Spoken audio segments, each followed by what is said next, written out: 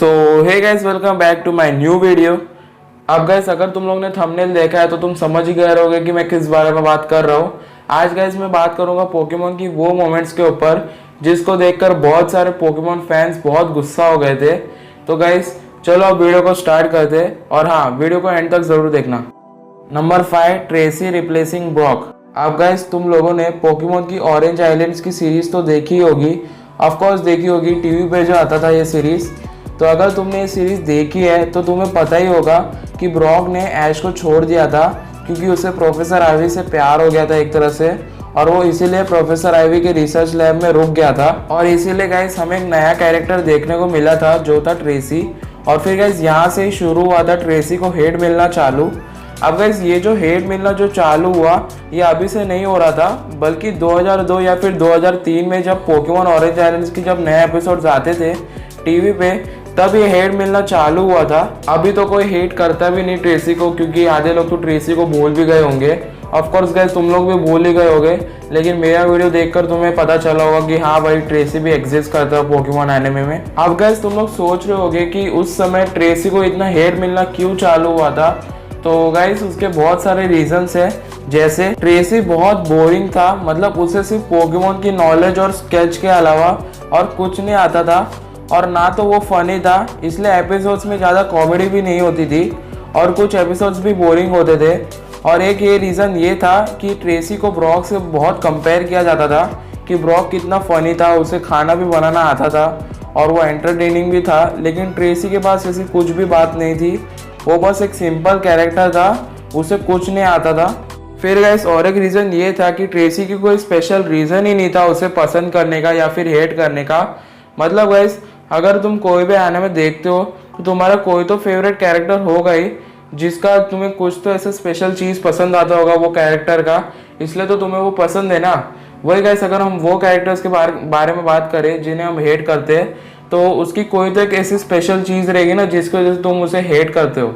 लेकिन गाइस यहाँ पर ट्रेसी की ऐसी कोई चीज़ ही नहीं थी जिसे हम ना तो हेट करें या फिर उसे पसंद करें। इसलिए गाइस बहुत सारे लोग उससे बहुत गुस्सा हो जाते थे, उसे मतलब एपिसोड में देखना ही नहीं चाहते थे ट्रेसी को। इसलिए गाइस अगर तुम देखो तो ट्रेसी को बाद में रिप्लेस कर दिया गया था ब्रॉक से। सीधा शब्द में बोलो तो गाइस एक funny, caring, lovable character Brock को एक simple, not so funny, boring character से रिप्लेस कर दिया, जिससे गाइस बहुत सारे फैंस उस समय बहुत गुस्सा हो गए थे। Number 4, Ash versus Cameron battle Unova league. अब गाइस तुम्हें कैमरॉन तो पता ही होगा, कैमरॉन गाइस ऐश का राइवल है जो ब्लैक एंड व्हाइट सीरीज के एंड में जब यूनोवा लीग स्टार्ट होने वाली थी तब गाइस इसका डेब्यूट हुआ था। अब गाइस यूनोवा लीग में कैमरॉन ने ऐश से बैटल की थी, जिसमें से गाइस अनफॉर्चुनेटली ऐश हार गया था। अब इसमें हेट करने वाली क्या बात थी मैं वो भी बता देता हूँ। कैमरॉन गाइस अगर तुम्हें नहीं पता एक बहुत बड़ा बेवकूफ़ ट्रेनर है, मतलब गाइस कुछ ज़्यादा ही बेवकूफ़ है ये ट्रेनर। अब मैं ऐसा क्यों बोल रहा हूँ वो भी तुम लोग सुन लो। कैमरॉन को गाइस ऐसा लगता है कि यूनोवा लीग में पार्टिसिपेट करने के लिए सिर्फ 7 बैजेस लगते हैं। कैमरॉन को गाइस ऐसा भी लगता है कि जो यूनोवा लीग जो है वो जोटो में होगा, एक्रोटिक सिटी में। मतलब सोच रहे हो ये क्या बात कर रहा है।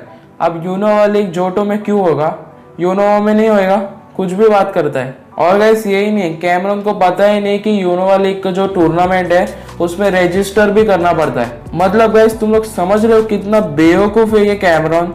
और ऐश जो इससे कम बेवकूफ़ है लेकिन है बेवकूफ़, इससे हार गया। और यही नहीं गाइस, ऐश और कैमरॉन की जो बैटल थी वो थी 6v6 बैटल।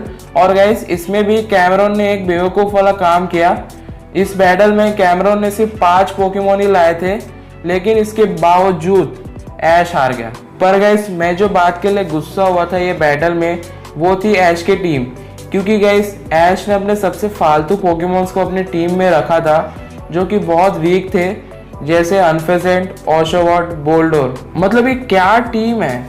ऐश के पास क्रोकोडाइल था, लिफैनी थी, लेकिन नहीं, इसे तो अनफेजेंट और ओशोवॉट लाना है। चलो अब लाया तो लाया, मैं उसके लिए कुछ नहीं बोलता, लेकिन तब भी एक एक्स्ट्रा पोकेमोन होने के बावजूद जो बंदे को पता ही नहीं कि यूनोवा लीग में 8 बैच चाहिए एंटर करने को, जिस बंदे को ऐसा लगता है कि यूनोवा लीग जोटो में होगी, पता नहीं कैसे कहाँ से ये कहाँ से आया और ऐश को हरा दिया। इसलिए गाइस यही सारे रीजंस की वजह से ही ब्लैक एंड व्हाइट सीरीज को बहुत सारा हेट मिलना चालू हो गया था, क्योंकि गाइस ये बैटल में ऐश एक बेवकूफ़ ट्रेनर से बहुत बुरी तरह से हारा। इसलिए गाइस बहुत सारे फैंस गुस्सा हो गए थे इसी वजह से, और गाइस आधे लोग तो पोकेमॉन देखना ही छोड़ दिए थे। Number 3, Ash's new face in Alola. अब गाइस ये तब की बात है जब Sun and Moon series start ही होने वाली थी और हमें ऐश का न्यू अपीयरेंस दिखाया था, जो था ये चेहरा। और गाइस ये चेहरे ने पोकेमॉन की जितने भी फैंस हैं उन्हें गुस्सा दिला दिया था।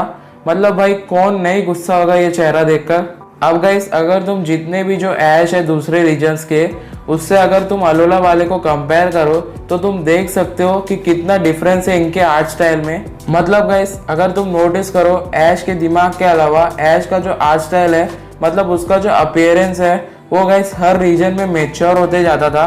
मतलब गाइस अगर तुम यहाँ पर कैंटो ऐश को कालोस ऐश से कंपेयर करो तो तुम देख सकते हो कि कैंटो ऐश ऑफकोर्स 10 साल का लगता है, वही गाइस कालोस ऐश कुछ 15 साल का लगता है। और फिर गाइस अगर हम यही कालोस ऐश को अलोला ऐश से कंपेयर करें तो तुम देख सकते हो कि कितना डिफरेंस है। ऐसा लगता है कि अलोला ऐश ने अपने चेहरे पे प्लास्टर लगाया है।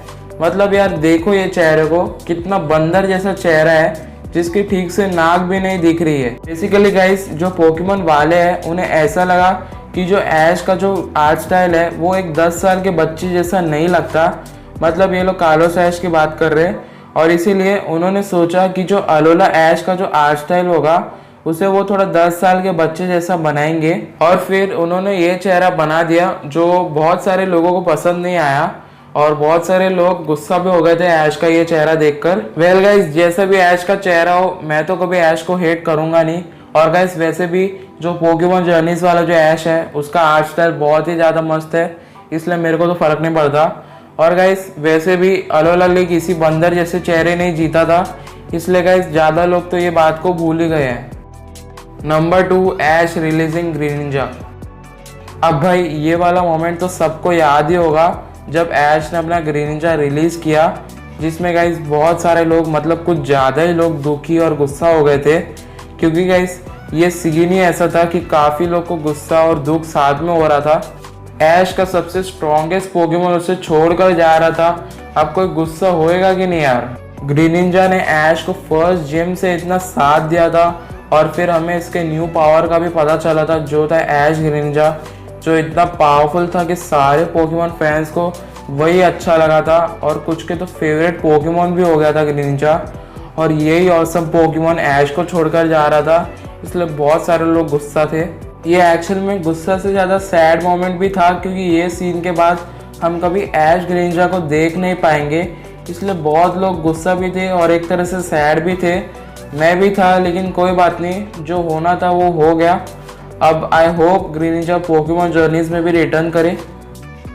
Number 1, Ash versus Alain battle Kalos league. अब ये मोमेंट तो सारे पोकेमॉन फैंस को याद ही होगा, क्योंकि यही बैटल ने बहुत सारे लोगों को दुखी कर दिया था और कुछ को तो रुला ही दिया था, जिसमें से गाइस मैं खुद रोया था। पोकेमॉन XY सीरीज मैंने पूरा स्टार्टिंग से देखा था, और ये मेरा फेवरेट सीरीज था, क्योंकि इसकी एनिमेशन, साथ ही साथ ऐश का न्यू लुक, ऐश के नए पोकेमॉन और ऐश के कंपेनियंस और कालोस रीजन, मेरे को सब काफ़ी अच्छा लगा था। और क्योंकि ऐश उस समय एक भी लीग नहीं जीता था, ये लीग में उसके पास काफ़ी अच्छा चांस था, क्योंकि उसके पास एक बहुत अच्छी टीम भी थी और वो अच्छा परफॉर्मेंस भी दिया था कालोस लीग में। लेकिन नहीं, उसे तो फाइनल्स में ही आकर हारना है, और वो भी तभी जब उसके अपोनेंट के पास एक ही पोकेमॉन था। अब मैं झूठ तो नहीं बोलूँगा, ये बैटल में मुझे काफ़ी मज़ा आया था, क्योंकि ये बैटल में एनिमेशन टॉप लेवल पे था। लेकिन ये सीन ने सबका दिल तोड़ा था, जब सब चाहते थे कि अलान का चारिज़ार्ड गिरे, लेकिन यहाँ पर ऐश का ग्रीनिंजा गिर गया था। और गाइस क्योंकि ऐश ग्रीनिंजा सारे पोकेमॉन फैंस का फेवरेट था, तो कोई चाहता ही नहीं था कि ऐश ग्रीनिंजा हारे। और गाइस ऐश को पोकेमॉन लीग जीते हुए कुछ 20 साल हो गए थे, इसलिए काफ़ी लोग जो पोकेमॉन 20 साल से देखते आ रहे हैं वो तो चाहते ही थे कि ऐश जीते, लेकिन ऐश हार गया अनफॉर्चुनेटली। और फिर सारे पोकेमॉन फैंस पागल ही हो गए। बहुत सारे लोगों को इतना गुस्सा आया था कि उन्होंने पोकेमॉन देखना ही छोड़ दिया, और बहुत सारे लोग अलान को हेट भी करने लगे थे।